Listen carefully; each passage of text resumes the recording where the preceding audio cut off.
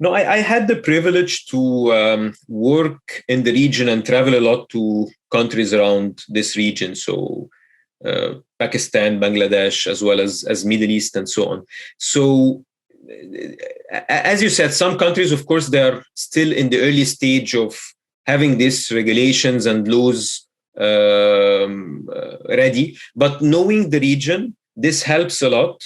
I mean, compared to, for example, investing blindly. I mean, you say, yeah, the region is booming, so I will invest or I put money in this country. So I understand, and I treat every country separately. So I tend to try to understand the ecosystem from the regulatory side.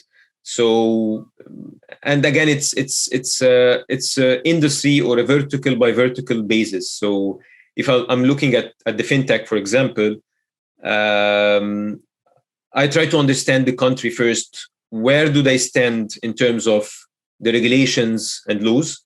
A lot of countries, they don't start right away with maybe issuing laws and regulation to regulate the work of these startups wanting to do like financial service and so on.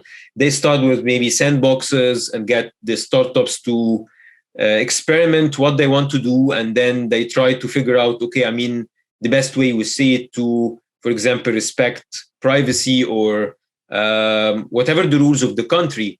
They start then to do the regulation. So I tend to go deep into the understanding of the environment itself rather than just the startup or the opportunity, just to make sure that, as you said, I'm protecting the investment I'm doing, and as well as the investors that are investing alongside with me, whether it's a fund or whether it's angel investors in SPV, for example.